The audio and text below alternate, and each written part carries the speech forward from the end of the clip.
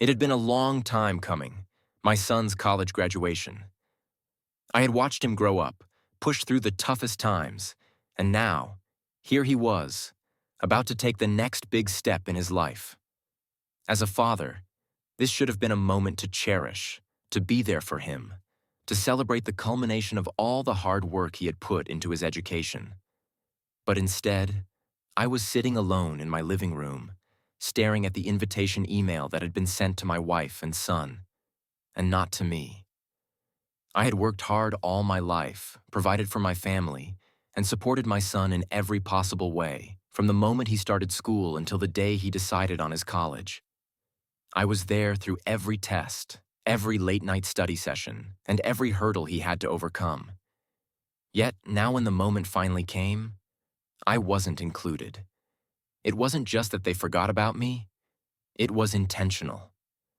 My son and wife had made the decision that it would be a family event, just the two of them. I picked up my phone and dialed my wife's number. "Hey, I just saw the email. Why wasn't I invited to the graduation?" My voice was calm, but there was an edge to it that I couldn't hide. "You're taking this too far," she said, her voice filled with exasperation. "It's just a college graduation. You know how stressful this is for him. We didn't want to make it complicated with too many people." I felt a cold wave of disbelief wash over me. "Just a college graduation? Are you serious?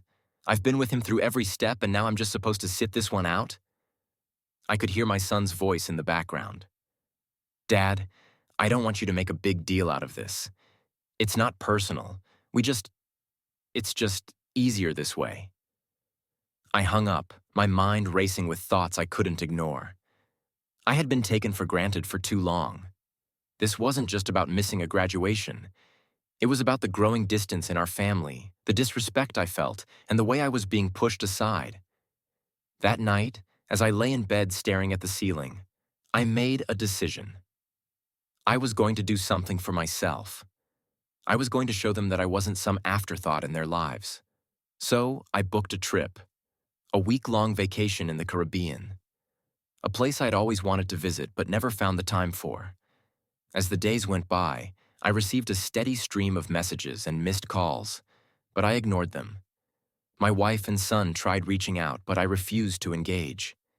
They had made their choice, and now I would make mine. They were celebrating without me, and I was going to celebrate my independence, my freedom from a family that no longer valued me. The day of the graduation arrived, and I boarded my flight. The warm sun, the ocean breeze, and the sound of waves crashing against the shore. It was all so perfect. I felt a weight lifting off my shoulders with each passing minute. It wasn't about the graduation anymore. It was about reclaiming my life, taking control, and finding peace. But the peace I had so desperately craved was short-lived. My phone rang continuously for days, and each time I checked it, the missed call count grew higher and higher. 125 missed calls, each one from my wife, my son, even distant relatives and friends. Everyone was blowing up my phone, frantic, angry, confused. I was sitting at a beachside bar, enjoying a cold drink, trying to find solace in the peaceful surroundings, but my phone wouldn't stop buzzing. I glanced at it, and there it was again. Another 15 missed calls from my wife. The notification kept coming in, one after the other. My son's name appeared on the screen, then a call from my brother, followed by a group chat with relatives who were obviously concerned. At first, I ignored it. I wasn't about to let them ruin my time here, not after what had happened. I was finally doing something for myself, and they could deal with the consequences. The days of being the forgotten one in my own family were over. But then, something inside me shifted. I felt a pang of guilt, or maybe it was a sense of dread. What were they saying? What did they want? What happened at the graduation? I knew deep down that they couldn't be happy with my decision to bail on the event, but I didn't expect this much backlash. Reluctantly, I picked up my phone and scrolled through the endless messages. Most of them were from my wife, each one more frantic than the last. "Please pick up. This is important." Why aren't you answering? We need to talk. This is seriously messed up. Call me, please. Then, the more personal messages started coming through from my son. At first, they were polite, asking if I was okay, but as the hours passed, his tone became more desperate. Dad, why aren't you here? I don't know what's going on, but please come. This is a big deal for me, and I want you there. It's not the same without you. I stared at the words, feeling a wave of guilt wash over me. My son, my boy, was asking for me, and yet here I was, thousands of miles away, avoiding their calls and doing nothing but sulking in my self-imposed exile. I knew he was upset, but I couldn't just give in. Not after the way they had shut me out. They needed to understand how I felt. I put my phone down, trying to shake off the feeling. The sun was setting, casting an orange glow over the horizon. It was a beautiful sight, and for a brief moment, I felt at peace again. But peace was fleeting, and soon the thoughts crept back in. How could they do this to me? Why did they think it was okay to exclude me like this? What had changed in our family dynamic that made them think it was all right to treat me as an afterthought? The next morning, I received another call, this time from my brother. He didn't even wait for me to answer before launching into his speech. Are you seriously going to let your son's graduation pass by like this? You need to come back. This is ridiculous. What are you even doing there, ignoring your family like this? His words stung more than I wanted to admit. It wasn't just that he was criticizing me. It was the realization that everyone else thought I was overreacting. They didn't understand, and worse, they didn't want to. I didn't respond to him. Instead, I left the hotel room and wandered down to the beach, letting the sound of the ocean drown out my thoughts. But no matter how far I went, I couldn't escape the growing knot in my stomach. Back home, the ceremony had ended, and the family photos had been taken. I could almost hear the joy in my wife's voice as she shared the pictures, and the pride in my son's eyes as he stood there, posing with his friends and colleagues. They had moved on without me. But deep down, I knew I wasn't ready to let go. The feeling of being pushed aside, the feeling of being invisible, was something I couldn't just brush off. The calls kept coming. The relentless notifications were almost unbearable. Every time I looked at my phone, it felt like they were demanding my attention, expecting me to fix things, to apologize for doing what I felt was right. Then came the message that made me snap. It was from my wife. Your son is devastated. We're all worried about you. This is tearing us apart. Please come home. I sat there holding my phone, staring at the words. I knew she meant it. She had always been the peacemaker in the family, and the fact that she was now asking me to come home showed just how serious things had gotten. But I didn't know what to do anymore. Was I supposed to just forget everything? Was I supposed to let them walk all over me? To let them have their perfect day while I sat there? Invisible? I felt cornered. I didn't know what was right or wrong anymore. Should I have gone back? Should I have been there for my son? Or was I justified in taking this time for myself, in standing up for the treatment I had received? I didn't want to be the villain in this story. But maybe, just maybe, they were the ones who had taken things too far. The next morning, I woke up to the sound of my phone buzzing relentlessly again. 38 missed calls, each one more urgent than the last. My wife had left a string of texts, each one more pleading than the previous. Please, just come back. We're so sorry. We need you here. My son's texts had escalated as well. Dad, please, I don't want to graduate without you. Come home. I miss you. I stared at the screen, feeling the weight of their words pressing down on me. I had never felt so torn in my life. I wanted to be there for my son, to be the father he needed. But how could I just ignore everything that had happened? How could I simply let it go after all the years of being sidelined? I thought about calling them back, maybe explaining how I felt, but I couldn't shake the sense of pride that was holding me back. This wasn't just about the graduation anymore. This was about me standing up for myself, for my own worth in the family. They had crossed a line, and I wasn't sure if I was ready to forgive them that easily.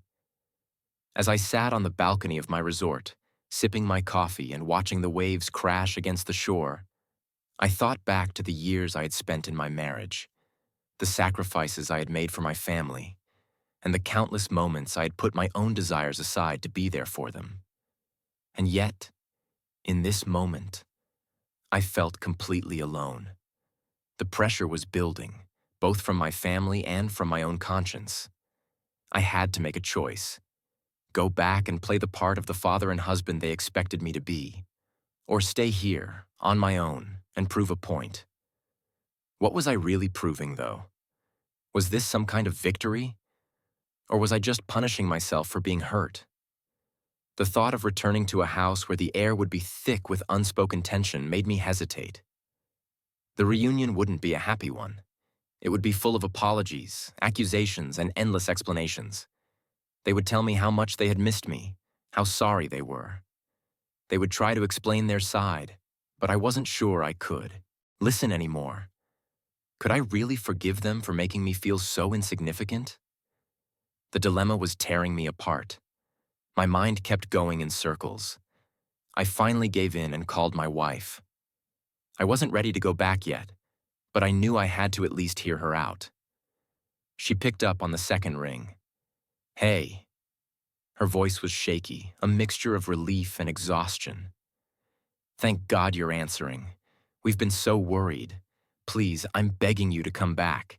This has gotten out of hand." I took a deep breath, trying to steady my emotions. "I'm not sure I can just come back, Lisa. You don't understand how it feels to be left out of such an important moment. I've been there for everything, every step, every late-night study session. And then, when it's finally my time to be there for him, I'm pushed aside. It hurt more than you think." There was a long pause on the other end, and I could hear her trying to find the right words. Finally, she spoke softly. "I never meant to hurt you. You have to know that. We didn't think it would be such a big deal. It wasn't intentional.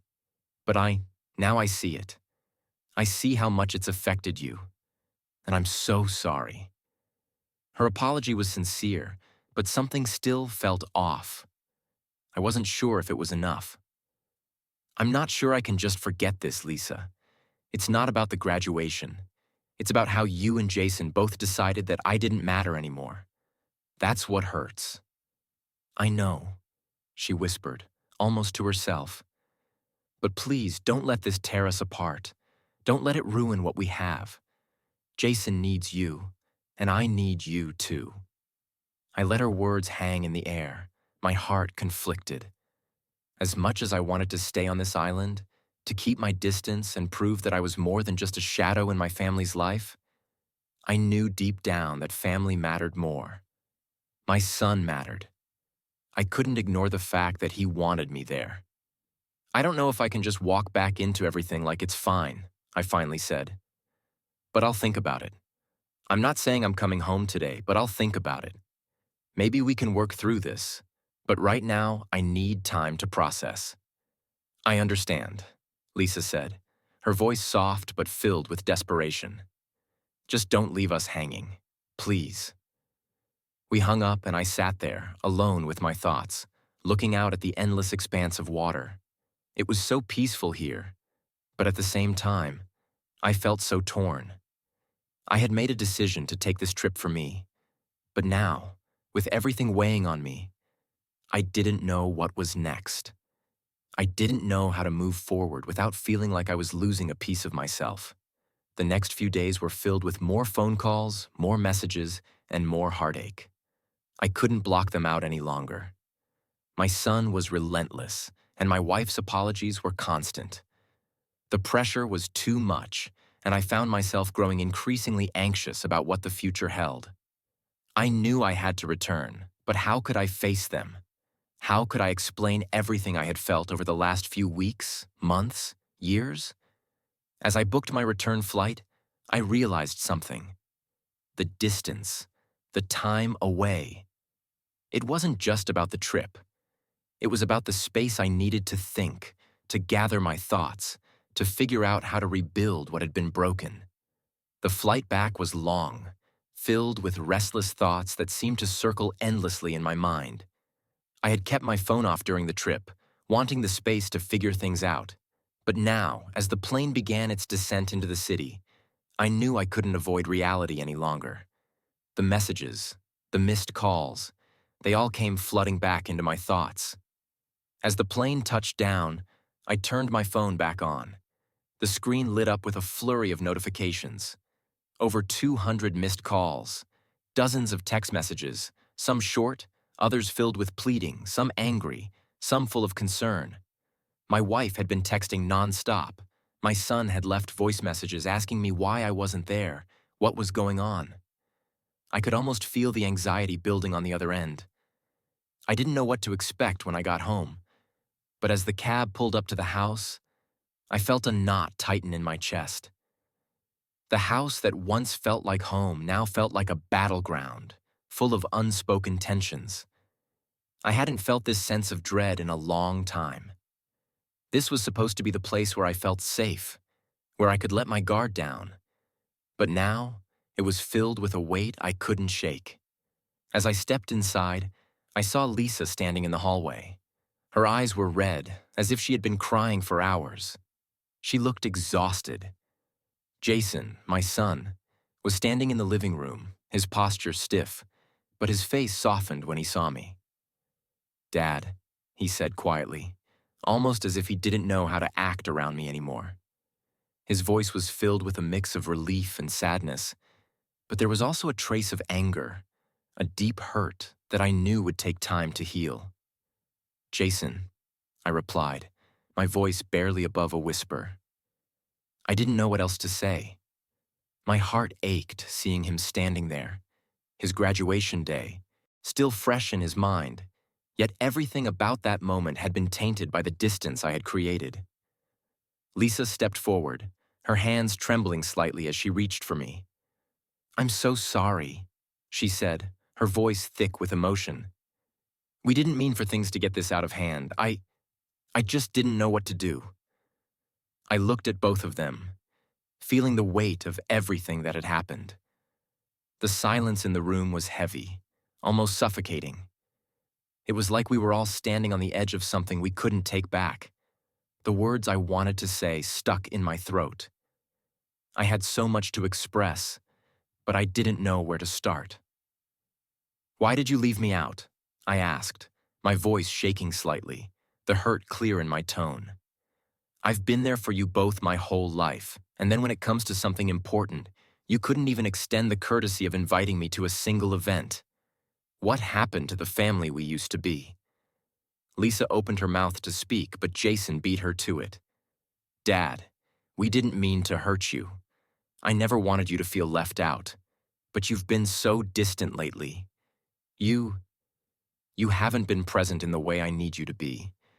And honestly, I thought you'd be okay with just us. I didn't think it would mean this much." His words hit me harder than I expected. "I've been distant? I've been there for everything. I've always put you first, Jason. What are you talking about?" "I don't know," he muttered, looking down at his feet. "It's just, I don't know. I just thought you'd understand. I thought you'd be okay if we had this moment for ourselves." I ran a hand through my hair, pacing the room. The frustration, the betrayal, it was all mixing together in a way I didn't know how to process. "I don't know if I can just let this go. You can't expect me to just forget how you made me feel."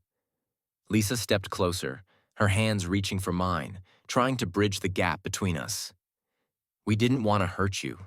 We never intended to leave you out. But you've been so closed off lately. We were trying to give you space, and it turned into something we didn't understand." I stared at her, unsure if I could find the strength to forgive them. My mind was clouded with so many emotions: anger, confusion, hurt. But most of all, I felt betrayed. My son, the person I had worked hardest to raise, was standing there, saying he thought I would be fine.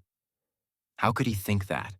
How could he not know that I needed to be there just as much as they did? I needed you to see me, I said quietly, my voice breaking. I needed you to realize that I matter too. The room fell silent once again. No one spoke. It felt like we were all waiting for someone to make the next move, to say the next thing that would heal the rift between us. But healing didn't happen overnight, and in that moment, I knew that this wasn't something we could fix in one conversation. Finally, after what seemed like an eternity, Lisa spoke softly. We'll do whatever it takes to make this right. We'll start over, I promise. But you have to talk to us. You have to let us in again. I nodded slowly. It wasn't the easy answer I was looking for, and it wasn't the perfect resolution. But it was a start, a way forward, even if it was just a tiny step. Jason looked up at me, his eyes full of regret. I'm sorry, Dad. I didn't mean to hurt you. I really didn't. Please, let me make it up to you. I could see the sincerity in his eyes. I could hear the remorse in his voice. And for the first time in days, I let myself feel the smallest flicker of hope. But as I looked around at my family, I knew the real work was just beginning. It wasn't going to be easy to rebuild the trust that had been broken. But maybe, just maybe, we could find a way to heal together. The next few days passed in a blur. My family tried to reach out, to apologize, to explain.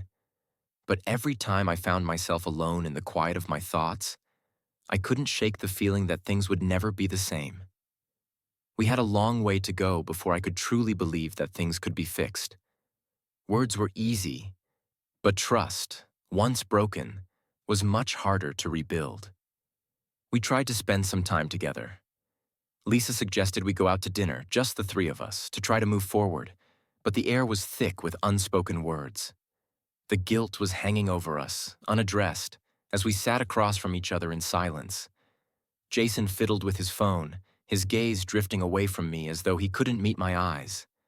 I could tell he was still processing everything, still feeling the weight of the decision he had made. And Lisa, though she had apologized, still seemed a little distant. I couldn't help but wonder if she was feeling the same sense of loss I was.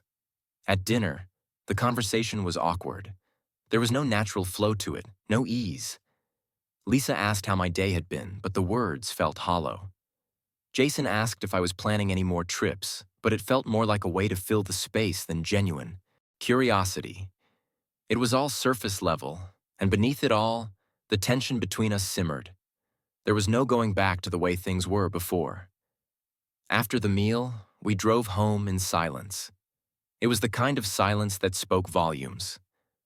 No one wanted to say what was really on their minds, so we all just kept quiet, letting the discomfort linger. When we finally got home, Jason went straight to his room without saying much. Lisa lingered in the doorway for a moment before turning to me. "Do you think we're going to be okay?" she asked, her voice quiet, almost fearful. I didn't know how to answer. In that moment, I realized that while I had been focused on my own pain and frustration, I hadn't truly thought about what it would take to fix things. The bitterness I had been holding on to had kept me from seeing the bigger picture. The fact that they were hurting too. My son, my wife. They were just as lost as I was. "I don't know," I admitted, feeling the weight of the words. "I want to believe we'll be okay, but I don't know if I'm ready to just forget everything that's happened." Lisa nodded, her face softening. "I get it. I don't expect you to forget. I want us to work through this. I don't want to lose you or Jason. We're family, and I believe we can fix this." Her words hung in the air, and for a moment, I let myself believe that maybe, just maybe, we could find a way back to each other. But I also knew that healing would take time. Time to forgive. Time to rebuild. And I wasn't sure if I was ready for that. The following weeks were filled with attempts to rebuild. We started having more open conversations, but they were far from easy. Lisa and I talked more honestly than we had in a long time. We discussed our feelings, our frustrations, and our hopes for the future. I told her how hurt I had felt, how I had spent so many years feeling like I wasn't enough. She told me how overwhelmed she had been, trying to balance everything while also keeping the peace in our family. We both realized how much we had been bottling up, how much we had neglected to communicate with each other. Jason and I also started talking more. At first, it was awkward. He didn't know what to say to me after everything that had happened. But gradually, the conversation began to flow more freely. We talked about the graduation, about the way he had felt when I wasn't there, and about how much he wished he had handled things differently. We didn't have all the answers, but for the first time, it felt like we were on the same page. Still, the road ahead was far from smooth. There were moments of doubt, moments when I wondered if we would ever truly heal. But then, there were small moments of hope, moments when we laughed together, when the walls between us seemed to come down, even if just for a second. Those moments were enough to remind me that maybe we could get through this. One evening, a few weeks after my return, we were sitting in the living room watching TV together. Jason was laughing at something on his phone, and Lisa was making a comment about a news story. For a brief moment, everything felt normal again. It wasn't perfect, but it was a step. It was a reminder that we were still a family, even though we had been broken. And then, without warning, Jason turned to me and said, "Hey, Dad, I'm really sorry about the graduation. I should have handled it better. I messed up." The words caught me off guard. I had expected apologies from Lisa, but hearing them from Jason, hearing him own up to his mistake, it meant more than I could explain. I nodded, a lump forming in my throat. "I'm sorry too," I said quietly. "I didn't handle things well either, but I'm glad we're talking now. I'm glad we're trying to make this work." It wasn't a perfect resolution. It wasn't a magical fix. But it was progress. And that was enough for me. For now. The weeks that followed were full of small steps, little moments where we tried to rebuild what we had lost. The tension in the house began to fade, but the wounds from what had happened still lingered beneath the surface. It wasn't easy, and there were still times when I found myself frustrated, when I wanted to pull away from the family and just be by myself. But I knew that wasn't the solution. We had begun going to family therapy, which was a decision that initially felt awkward. But as the sessions went on, I could see the value in them. There were things we had kept buried for years, resentments, unmet expectations, that we needed to address. Talking about them with someone guiding us helped create space for healing. At first, it felt like each conversation was more painful than the last, but as the weeks passed, I started to see changes.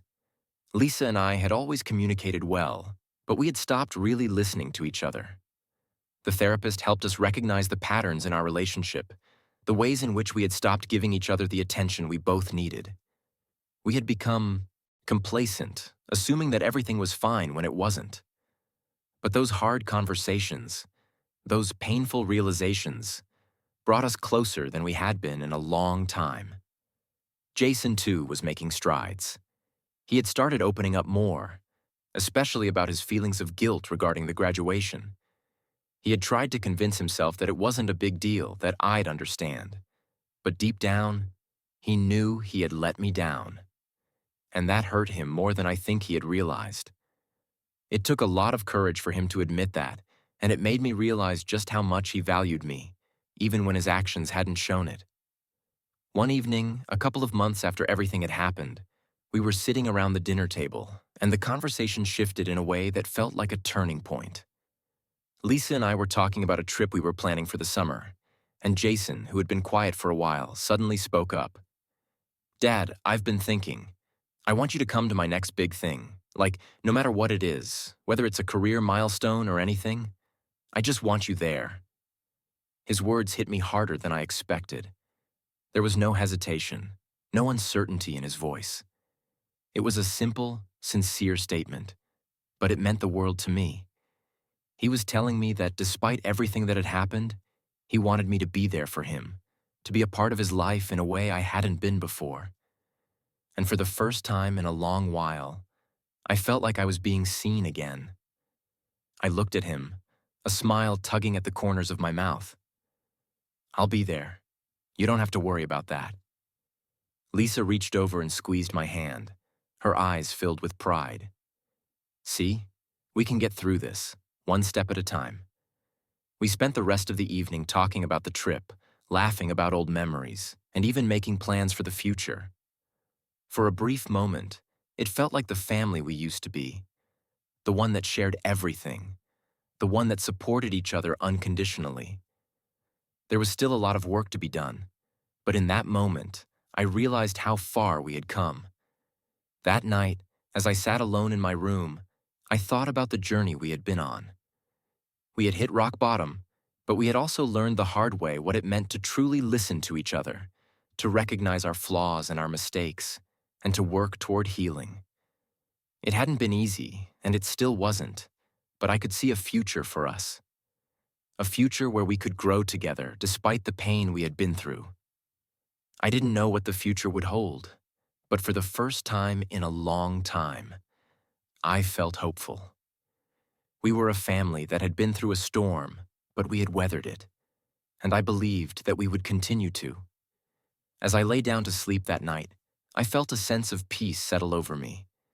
Maybe it wasn't the perfect ending, but it was a new beginning, a chance for all of us to rebuild what we had lost and to move forward, together. The months that followed brought a sense of quiet stability. We were no longer the fractured family we had been during the crisis, but we weren't quite the family we had once been either. We were different now, scarred but stronger for it. The past still hung over us at times, but the space we had taken to heal, the conversations we had had, and the work we had put in slowly started to pay off. We were learning how to communicate again, how to put the past behind us, and how to move forward, hand in hand. Jason's career began to take shape. He had landed a job with a tech company, something he had been working towards for years, and his excitement was palpable. He invited me to his office on his first day, showing me around with a grin that was impossible to ignore. "I told you I'd make it, Dad. I just needed the right opportunity," he said, his voice filled with pride. And I was there. I was there for him, in the way I had always wanted to be. He didn't need me to fix anything or to solve his problems. He just needed me to be present, to show up when it mattered. And I was finally able to do that. I realized that it wasn't about being there for every single moment. It was about being there for the moments that truly mattered, for the ones that shaped his future. Lisa and I found our rhythm again, too. We still had our ups and downs, but the communication between us was better than it had ever been. We made time for each other. Whether it was a date night or simply sitting together in the quiet of the evening, enjoying each other's company. I realized how much I had taken her for granted over the years, how much I had expected her to shoulder the burden of keeping the family together while I had withdrawn into myself. But now I was making an effort to be present, to be the partner she deserved. There were still moments when I questioned whether things would truly be okay, whether we could ever get back to the family we had been before the rupture. But those moments became fewer and fewer, replaced by the small, everyday gestures that reminded me that we were working toward something better. The trip to the Caribbean, the one I had taken so impulsively when everything had fallen apart, now felt like a distant memory.